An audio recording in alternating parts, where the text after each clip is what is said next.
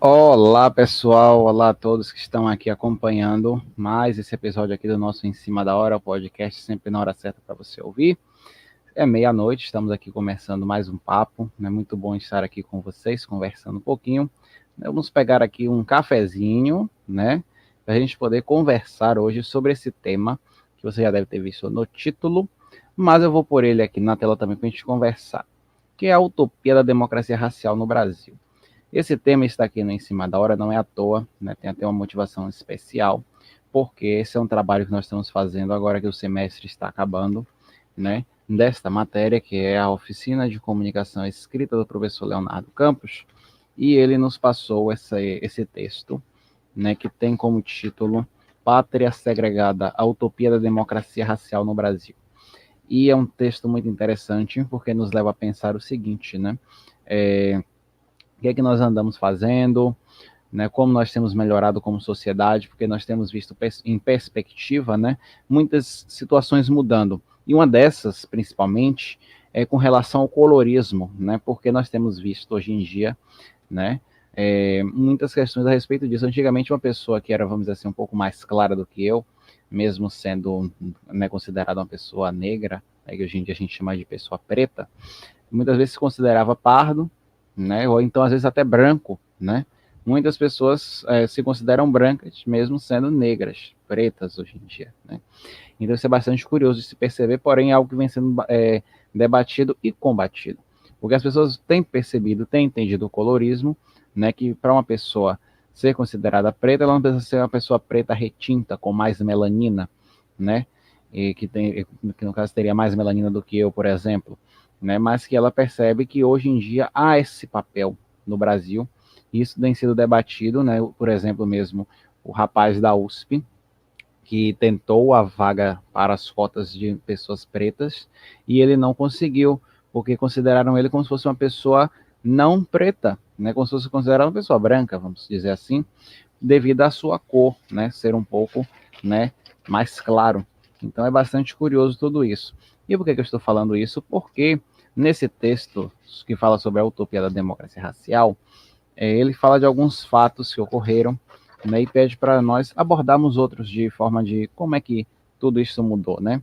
Porque esse texto ele foi desenvolvido em 2017 e aí conta alguns relatos, algumas histórias, né, como por exemplo, né, pessoas que se dizem, vamos dizer assim, desconstruídas, mas que cometeram gafes, que foram racistas e que muitas vezes isso daí está engessado em nossa sociedade, está ali, né, de forma bastante enraizada. Então precisa ser ainda combatido.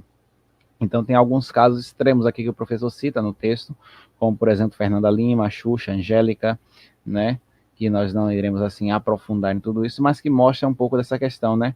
Você vê que são pessoas da mídia, pessoas que estiveram aí sempre, né, em casos de racismo, muitas vezes se manifestando, trazendo as suas opiniões, mas que um dia já foram racistas também. Porém, qual é o grande passo para que pessoas que já foram racistas, né, elas como pessoas brancas, possam compreender o papel, né, e o sofrimento de uma pessoa preta? É ouvindo. Então, hoje nós temos vivido uma mudança muito interessante nesse sentido, porque portais, né, sobre o mundo da pessoa preta, né, antigamente nós tínhamos a revista Raça, né, que é uma pioneira nesse sentido, né, então você vê coisas nesse sentido que trazem esse olhar, e é um olhar importante, porque a pessoa preta dar o seu próprio depoimento, a sua própria história a respeito de tudo, faz toda a diferença, porque é isso, né? Por exemplo, você vê por aquele caso que a gente sempre fala, né? Aquele exemplo da cultura popular. Tem uma pessoa branca e uma pessoa preta correndo na rua. Qual das duas é o ladrão? Sabe? Por exemplo, mesmo, se você ouve relatos de pessoas pretas que estiveram em um mercado, por exemplo, sempre andando com as mãos assim, tipo, passando a mão na outra, braços cruzados, por exemplo, sempre deixando as mãos à vista para que não fossem interpeladas por um segurança, por exemplo, que viesse a pensar que estivesse ocorrendo ali algum furto, né? Então, como é que você passa para uma sociedade racista esses exemplos, né? E até para as pessoas que não são, vamos dizer, racistas, mas que têm um comportamento, porque é algo engessado na nossa sociedade, é justamente você compartilhando as suas experiências, né, como pessoa preta, e, né, vamos dizer assim, se impor, Porque nós sabemos que a pessoa preta no Brasil, ela tem que, para chegar no nível, né, vamos dizer assim, de uma pessoa branca, na questão de facilidade de acesso, por exemplo, a uma faculdade, a um trabalho e tudo mais, ela tem que trabalhar, ela tem que batalhar 2 vezes mais até, ou talvez até 3, do que uma pessoa branca para chegar naquele lugar, né? Porque é como se a pessoa preta tivesse que provar que ela merece estar ali.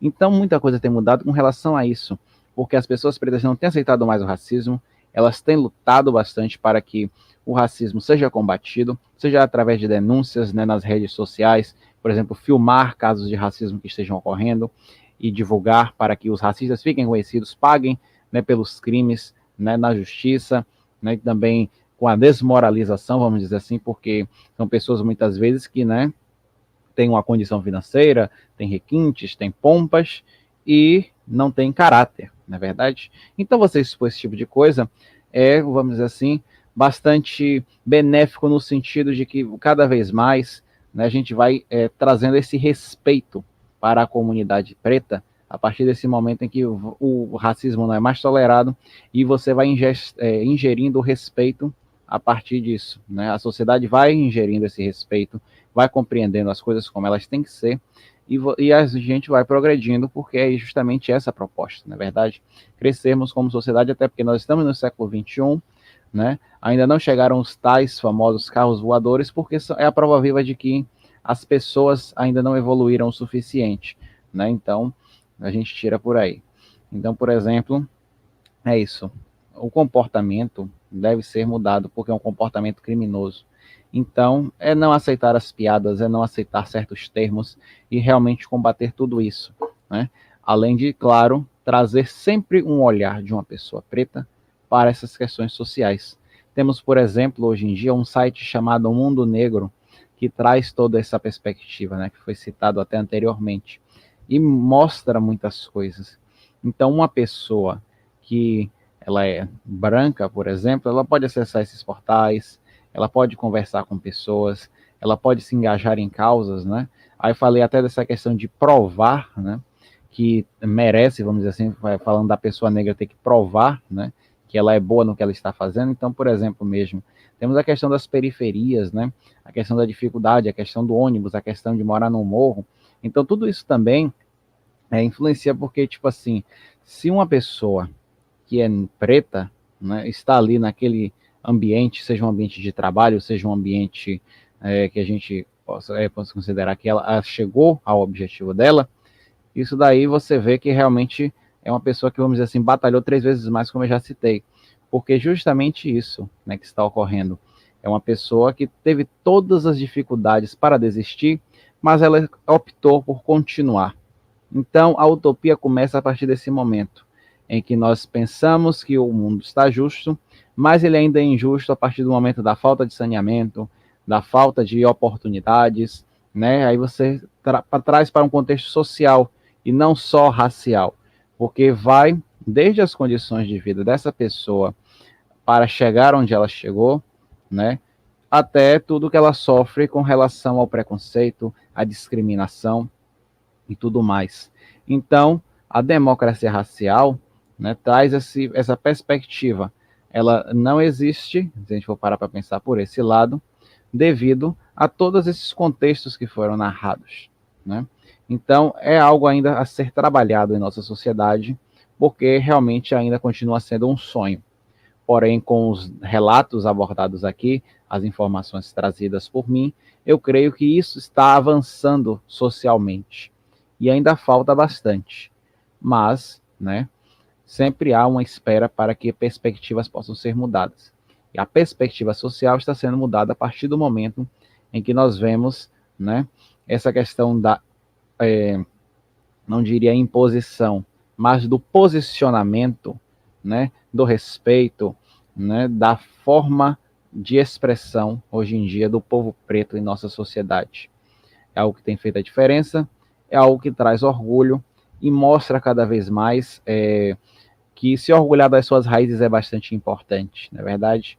Isso tudo faz a diferença, porque estamos num contexto que traz-se isso, né, e faz-se necessário tudo isso. Então, a partir do momento em que uma pessoa que nesse quesito do colorismo é uma pessoa negra, só que ela não é uma pessoa negra retinta, né? Ela vai se orgulhar de suas raízes e vai poder disseminar tudo isso. Então, é isso, né? Estamos aqui com um tempo de 10 minutos. Vamos encerrando por aqui essa breve análise, essa breve reflexão a respeito desses temas. E nós voltamos em breve. Agradeço a você que assistiu, agradeço também ao professor pela oportunidade de estar dissertando a respeito desse tema, dentro dessa nossa proposta, desse nosso trabalho, né, com o qual nós estivemos aí com esta pauta. Até a próxima. Este é o Em Cima da Hora, sempre na hora certa para você ouvir. Um grande abraço, uma boa noite, uma boa madrugada. Até mais.